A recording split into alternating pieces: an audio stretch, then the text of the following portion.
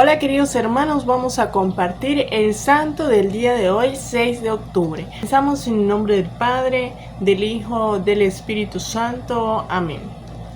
San Bruno, fundador de los cartujos, año 1101. Este santo se hizo famoso por haber fundado la comunidad religiosa más austera y penitente, los monjes cartujos, que viven en perpetuo silencio y jamás comen carne ni toman bebidas alcohólicas. Nació en Colonia, Alemania, en el año 1030. Desde joven demostró poseer grandes cualidades intelectuales y especialísimas aptitudes para dirigir espiritualmente a los demás. Ya a los 27 años, era director espiritual de muchísimas personas importantes. Uno de sus dirigidos fue el futuro Papa Urbano II. Ordenado sacerdote, fue profesor de teología durante 18 años en Reims y canciller del señor arzobispo. Pero al morir un hombre indigno llamado Manasés se hizo elegir arzobispo de esa ciudad, y ante sus comportamientos tan inmorales, Bruno lo acusó ante una reunión de obispos, y el sumo pontífice destituyó a Manasés. Le ofrecieron el cargo de arzobispo a nuestro santo, pero él no lo quiso aceptar, porque se creía indigno de tal cargo. El destituido, en venganza, le hizo quitar a Bruno todos sus bienes y quemar varias de sus posesiones.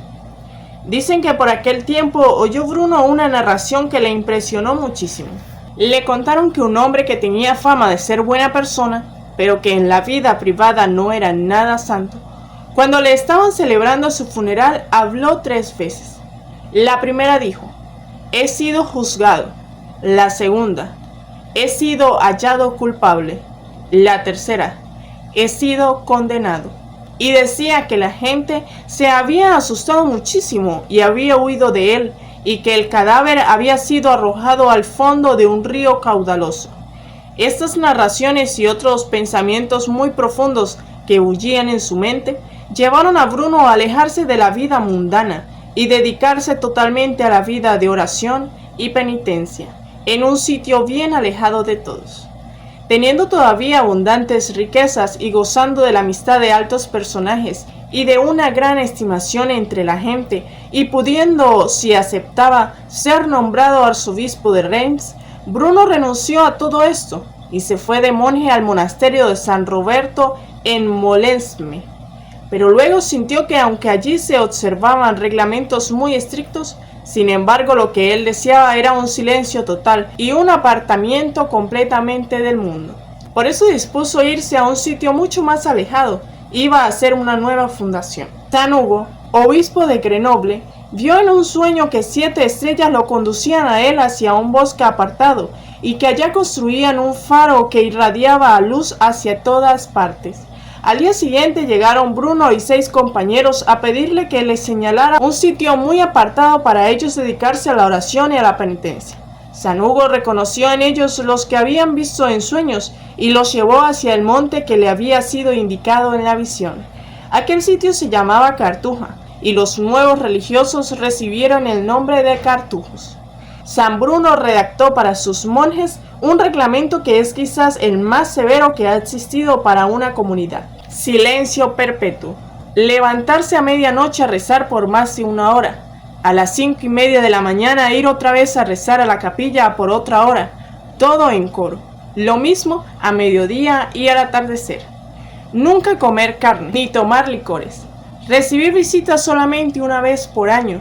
Dedicarse por varias horas al día al estudio o a labores manuales, especialmente a copiar libros. Vivir totalmente incomunicados con el mundo.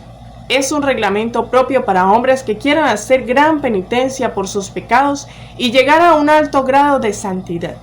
San Hugo llegó a admirar tanto la sabiduría y la santidad de San Bruno que lo eligió como su director espiritual. Y cada vez que podía se iba al convento de la Cartuja a pasar unos días en silencio y oración y pedirle consejos al santo fundador. Lo mismo el conde Rogerio, quien desde el día en que se encontró con Bruno la primera vez, sintió hacia él veneración tan grande que no dejaba de consultarlo cuando tenía problemas muy graves para resolver. Y aún se cuenta que una vez que a Rogerio le tenían preparada una trampa para matarlo, en sueños se le apareció San Bruno a decirle que tuviera mucho cuidado, y así logró librarse de aquel peligro. Por aquel tiempo había sido nombrado Papa Urbano II, el cual de joven había sido discípulo de Bruno, y al recordar su santidad y su gran sabiduría y su don de consejo, lo mandó ir hacia Roma a que le sirviera de consejero. Esta obediencia fue muy dolorosa para él, pues tenía que dejar su vida retirada y tranquila de la Cartuja para irse a vivir en medio del mundo y de sus afanes, pero obedeció inmediatamente. Es difícil calcular la tristeza tan grande que sus monjes sintieron al verle partir para lejanas tierras. Varios de ellos no fueron capaces de soportar su ausencia y se fueron a acompañarlo a Roma. Y entonces el conde Rogerio le obsequió una finca en Italia y allá fundó el santo un nuevo convento, con los mismos reglamentos de la Cartuja. Los últimos años del santo los pasó entre misiones que le confiaba el sumo pontífice y largas temporadas en el convento dedicado a la contemplación y la penitencia. Su fama de santo era ya muy grande. Murió el 6 de octubre del año 1101, dejando en la tierra como recuerdo una fundación religiosa que ha sido famosa en todo el mundo por su santidad y su austeridad. Que Dios nos conceda, como a Él, el ser capaces de apartarnos de lo que es mundano y materialista, y dedicarnos a lo que es espiritual y lleva a la santidad. Amén.